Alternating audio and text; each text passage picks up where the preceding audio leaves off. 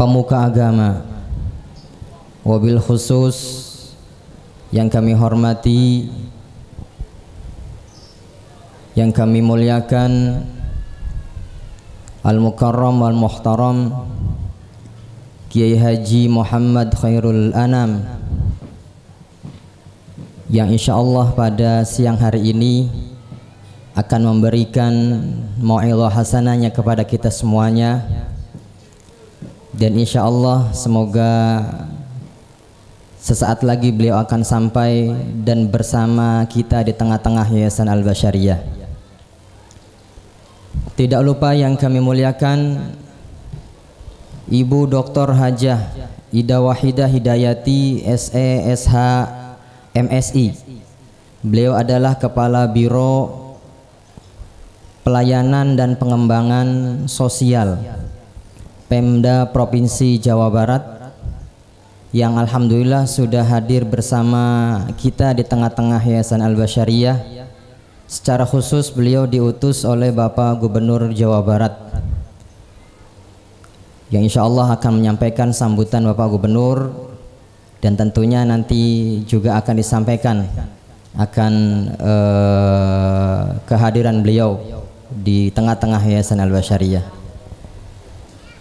Para bapak, para ibu, para wali santri, para wali siswa, para hadirin, tamu undangan yang dirahmati Allah Subhanahu wa ta'ala. Alhamdulillah pada siang hari ini kita masih diberikan kenikmatan oleh Allah Subhanahu wa ta'ala dengan kenikmatan yang sangat besar.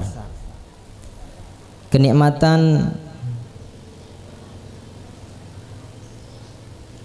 yang memiliki satu hak penting, yaitu kewajiban kita untuk terus bersyukur atas kenikmatan-kenikmatan tersebut.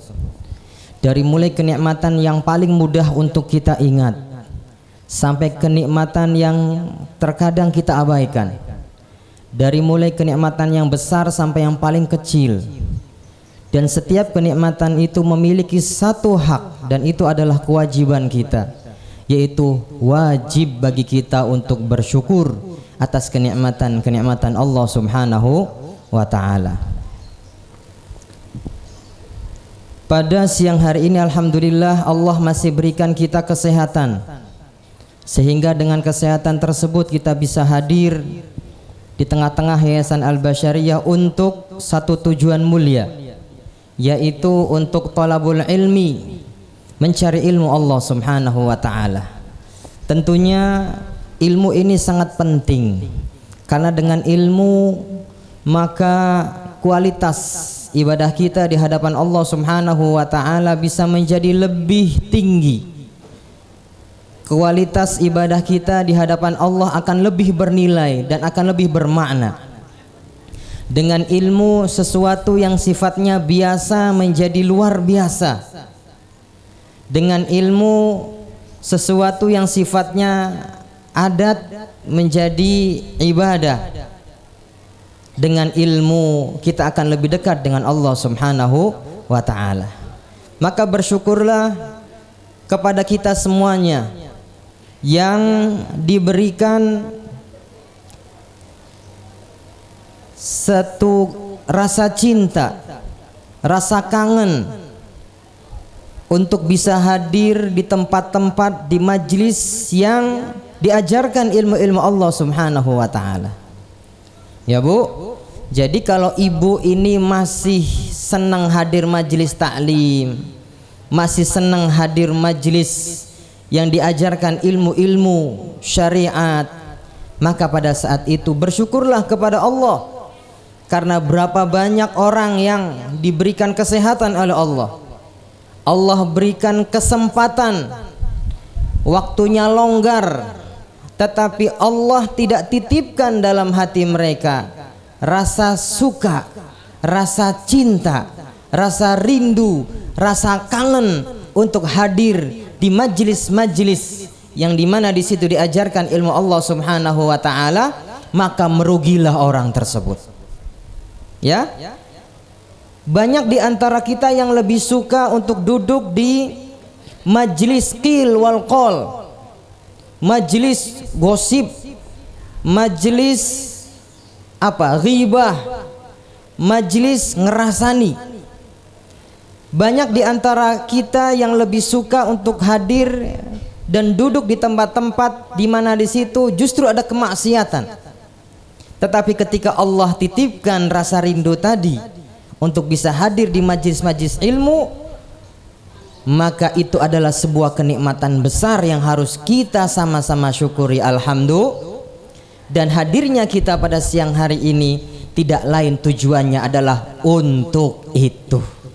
Kita akan sama-sama mendengarkan mau'izah hasanah, ceramah, ilmu-ilmu yang akan disampaikan oleh guru mulia kita Ki Haji Muhammad Khairul Anam. Beliau ini adalah ketua pengurus cabang NU Cianjur, tetapi aslinya beliau itu orang Jawa. Jadi kalau yang pernah mondok di Malang, khususnya di daerah Belung, pastinya tahu di Belung itu ada satu sungai, kemudian ada satu jembatan. Di seberang jembatan itu ada satu daerah yang namanya apa itu? Wates ya? Wates. Nah, beliau dari situ. Aslinya orang Jawa. Cuman sekarang sudah memiliki KTP Cianjur dan beliau adalah ketua PCNU Cianjur.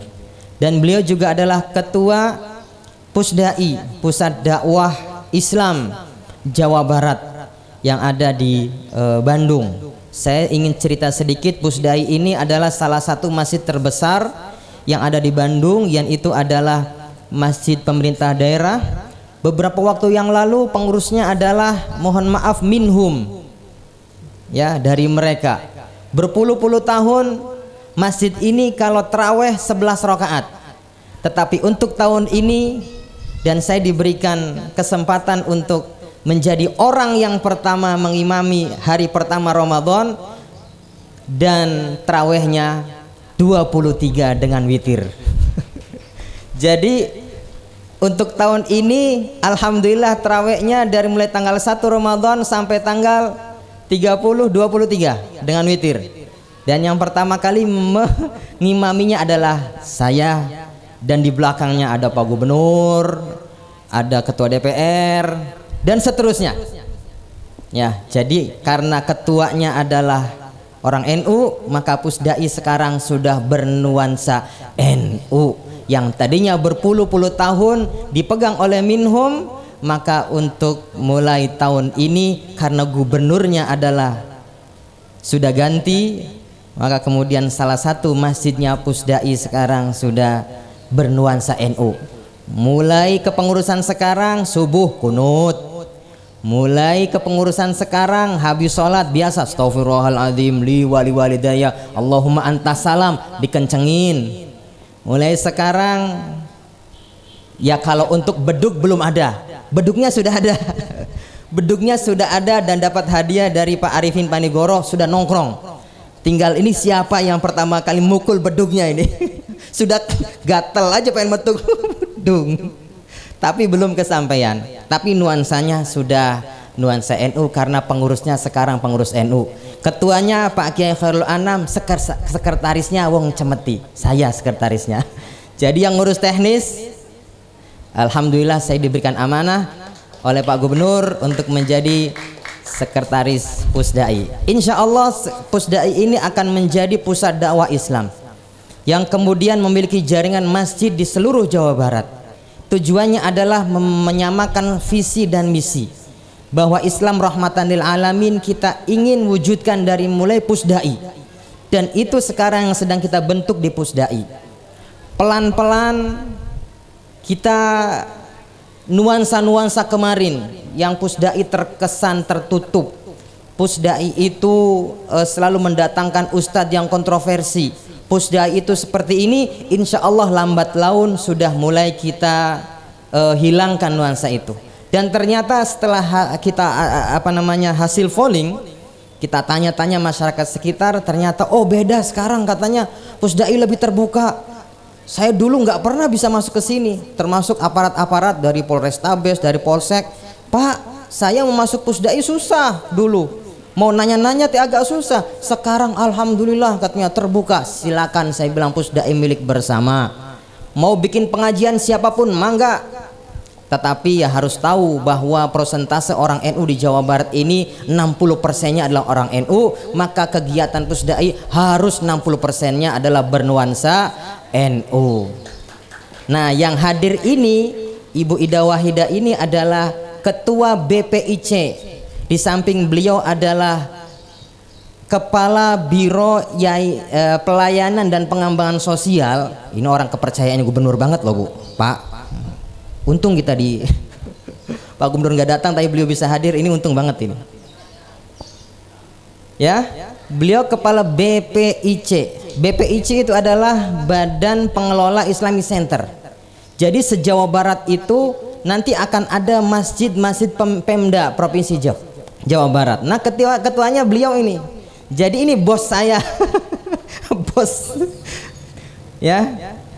Jadi insya Allah Pusdai akan menjadi pusat dakwah Islam, yang mana Islamnya adalah Islam rahmatan lil alamin, yang menebarkan kedamaian, cinta, kasih sayang, ketenangan. Ya, insya Allah Jawa Barat ke depan akan menjadi provinsi aswaja, dan itu adalah menjadi salah satu tugas dari kita sebagai orang NU. Kalau kemarin PWNU sedang berbahagia karena Cirebon bupatinya sudah NU, ya, karena Cirebon bupatinya sudah NU. Karena yang jadi bupati sekarang itu adalah Bapak Kiai Haji Imron Rosyadi. Itu beliau adalah sekretaris umum PW pada kepengurusan yang lalu. Beliau sekretaris umumnya, saya wakilnya. Nah, sekarang beliau menjadi bupati. Dan insya Allah ketua DPR-nya Cirebon itu juga orang NU. Maka ini adalah PR kita bersama di Indramayu. Yuk, sudah wayahna Indramayu juga harus punya bupati NU dan juga ketua DPRD-nya NU. Siap apa siap? Harus. Ya, harus siap. Ya, karena apa? Ini momennya. Sudah wakil presidennya NU, gubernurnya NU, wakil gubernurnya NU. Wayahna bupatinya juga harus siap apa siap? Harus. 2020 NU harus Indramayu harus punya bupati NU. Siap ya Kiai ya? Beneran nih berjuangnya Kiai, nggak main-main ini, karena harus dari luar. Ya, lulusan mohon maaf Timur Tengah, saya juga Timur Tengah lulusan, tetapi lulusan Timur Tengah yang tanda petik itu bekerja, mereka menyebarkan fahamnya yang radikal itu secara masif. Kalau tidak kita bendung, maka kita khawatir yang terjadi di luaran sana, adanya Arab Spring, adanya perang saudara di Suriah, itu akan terjadi di sini. Maka salah satu di antara yang paling jitu untuk bisa membendung itu adalah yuk kita tebarkan Islam rahmatan lil alamin. Kita jadikan Jawa Barat sebagai provinsi aswaja. Gubernurnya sudah NU. Segala program yang dicanangkan berkaitan dengan Islam rahmatan lil alamin beliau setuju. Maka tinggal di bawahnya follow up-nya ini bagaimana. Ya, program beliau sangat luar biasa. Ada satu desa satu hafid, ada nanti satu desa satu perusahaan, ada nanti apa lagi? Banyak. Dan itu adalah program-program yang sangat jitu untuk mengangkat harkat dan martabat Provinsi Jawa Barat. Maka visi misi beliau menjadikan Jawa Barat sebagai juara lahir batin adalah bukan hal yang mustahil, tetapi sangat mungkin terwujudkan. Apalagi beliau adalah sosok yang visioner, misinya sangat luar biasa. Kalau urusan arsitek mah beliau kelasnya bukan kelas nasional lagi, tapi sudah kelasnya internasional. Bahwa kemudian kemarin agak diramaikan itu karena nggak fahamnya yang meramaikan saja. Ya, hakikat arsitek itu kan seni, dan seni itu adalah kaitannya sangat banyak kaitannya. Ya, bahwa kemudian dikait-kaitan bahwa ini lambangnya ini lambangnya itu. Saya kira karena memang kebetulan saja gubernurnya bukan dari barisan mereka. Coba kalau gubernurnya dari barisan mereka, nggak bakal itu diramaikan seperti itu. Yuk, maka kita sebagai masyarakat NU, sekali lagi kalau Cirebon sudah punya bupati NU dan punya ketua DPRD NU, maka Indramayu wayahna harus punya Bupati NU. Ketua DPRD-nya juga harus NU. Apalagi? Ya, pejabat yang lainnya juga harus NU. Maka itu harus tugas kita semuanya. Para bapak, para ibu yang rahmati Allah Subhanahu wa taala, Ibu Karoyan Bansos yang kami hormati, sekedar informasi bahwa Yayasan Al-Basyariah ini didirikan pada tahun 1984. Artinya sampai sekarang sudah sekian tahun usianya. Entah dihitung berapa itu. Sudah sekian tahun. Dan alhamdulillah dalam perjalanannya Yayasan Al-Basyariah telah banyak mencetak alumni-alumni, generasi-generasi yang insya Allah bisa memberikan manfaat kepada bangsa ini, wabil khusus untuk masyarakat Indramayu. Alumni-alumni Yayasan Al-Basyariah, entah itu dari mulai MI, MTS dan SMK, kalau untuk kerja alhamdulillah yang SMK sudah banyak kerja di tempat-tempat yang pantas. Bagi yang tidak kerja maka bisa melanjutkan ke pesantren, dan alhamdulillah pesantren-pesantren banyak dari lulusan kita yang melanjutkan ke pesantren. Tidak lain tujuan dari didirikannya Yayasan Al-Basyariah ini adalah untuk bisa memberikan satu sumbangsi penting bagi masyarakat Jawa Barat, wabil khusus Indramayu, agar menjadi masyarakat yang berilmu, yang beramal dan beriman, tentunya dengan pemahaman akidah Ahlus Sunnati wal Jamaah. Beliau pendiri Yayasan Al-Basyariah, Kiai Haji Basyari Abdul Mu'in, ketika mengambil nama Al-Basyariah, satu karena memang cocok dengan nama beliau Basyari, kemudian Yayasan Al-Basyariah. Kemudian yang kedua terambil dari kata Basyar itu sendiri. Beliau terinspirasi dengan pidato yang disampaikan oleh kepala negara pada saat itu, bahwa masyarakat Indonesia harus menjadi manusia seutuhnya, dan manusia dalam bahasa Arab itu adalah basyar. Maka terinspirasi dari kata manusia seutuhnya dan cocok juga dengan nama beliau, maka diambillah kata Al-Basyariah sebagai nama yayasannya. Yang ingin saya sampaikan selanjutnya adalah ketika beliau akan membangun yayasan ini, beliau tidak ujuk-ujuk membangun, tetapi beliau terus konsultasi, bertanya, bahkan memohon diistikharahkan.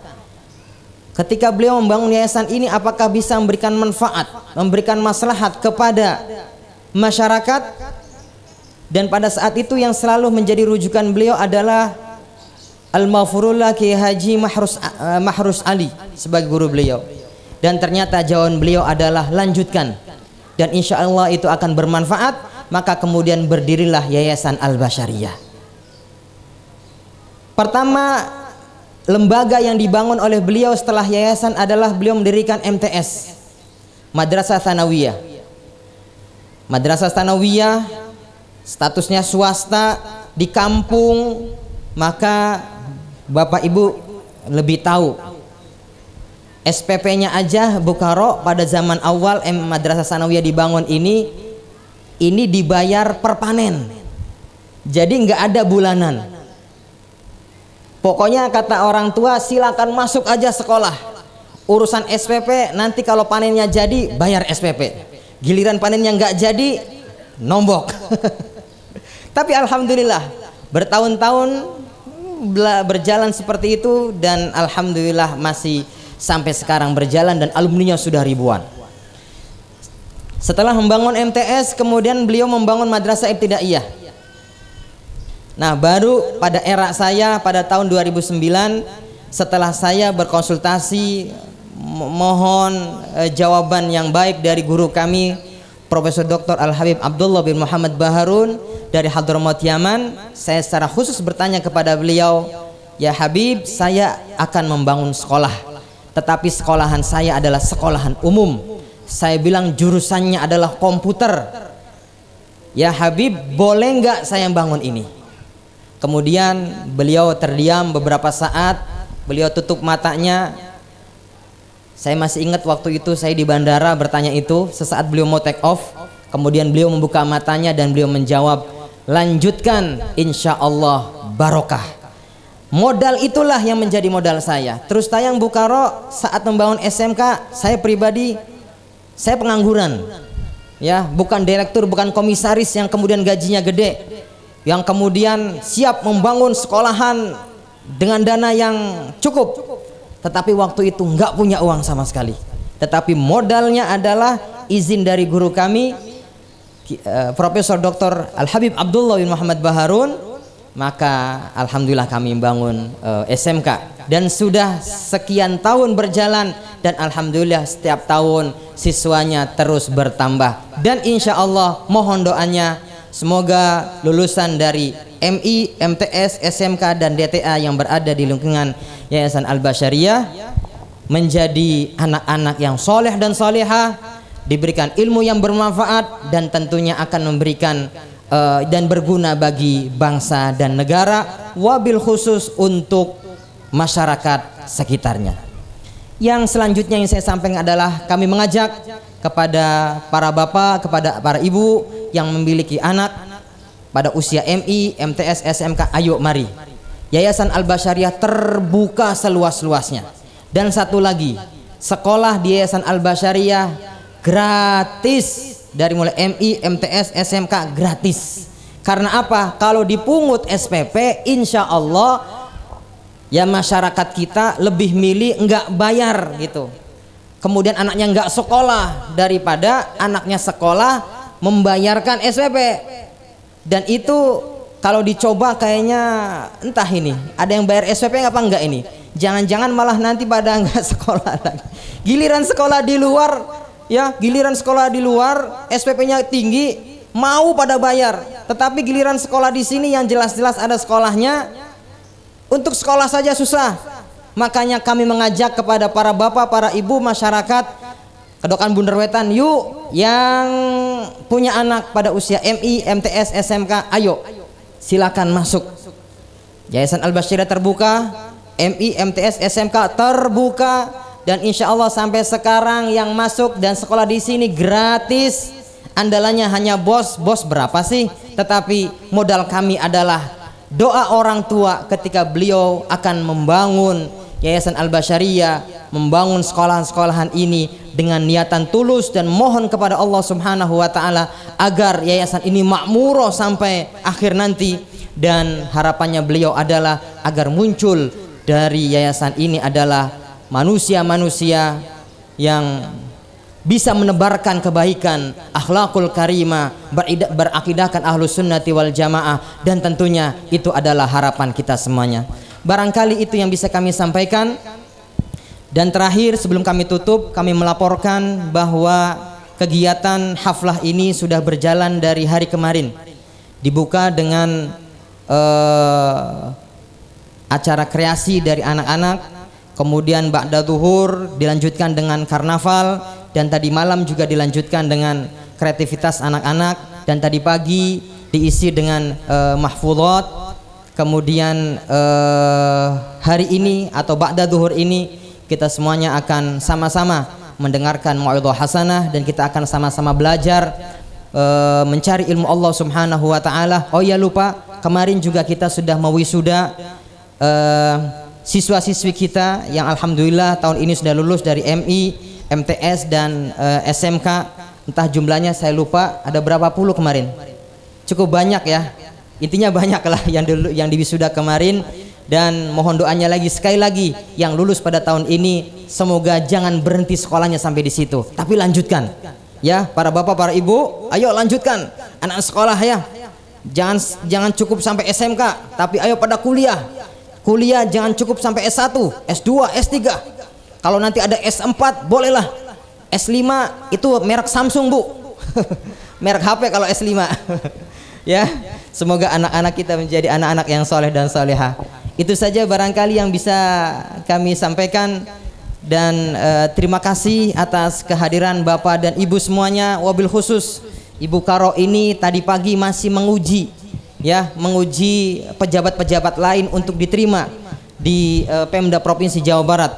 Tetapi karena yang mengundang saya, karena yang mengundang saya, Ya, beliau menyisikan waktunya di sela-sela kesibukan beliau bisa hadir di tempat ini. Sekali lagi mohon maaf Bu sudah merepotkan, dan terima kasih sudah bisa hadir. Kepada para bapak dan para ibu, alhamdulillah terima kasih sudah bisa hadir di tempat ini, dan semoga Allah Subhanahu wa taala membalas dengan pahala yang sebanyak-banyaknya. Dan semoga yang hadir di tempat ini pada hari ini, pada jam ini, semuanya diampuni dosanya oleh Allah Subhanahu wa taala, dan pulang insyaallah hajatnya dikabulkan oleh Allah Subhanahu wa taala. Amin ya rabbal alamin. Hadisnya sahih diriwayatkan oleh Imam Muslim, datangnya dari sahabat Abdullah bin Abbas radhiyallahu anhu, bahwa Allah mengirimkan malaikatnya mencari tempat seperti ini. Kemudian setelah mendapatkan tempat yang seperti ini, kemudian malaikat kembali lagi melaporkan. Kemudian Allah Subhanahu wa taala menyampaikan dalam firman-Nya, "Ishhadu ya malaikati fa inni qad ghafartu lahum wa qad a'taituhum ma sa'altumuni." Saksikanlah wahai para malaikat, sesungguhnya aku telah ampuni dosa mereka dan telah aku berikan kepada mereka hajat-hajat mereka. Amin ya rabbal alamin. Terima kasih atas segala perhatiannya, mohon maaf atas segala kekurangannya. Wallahul muwaffiq ila aqwamit thoriq. Wassalamualaikum warahmatullahi wabarakatuh. Waalaikumsalam warahmatullahi wabarakatuh. Dihaturkan terima kasih kepada Bapak Haji Fatur Rahman LCMUD yang sudah menyampaikan sambutannya. Sambutannya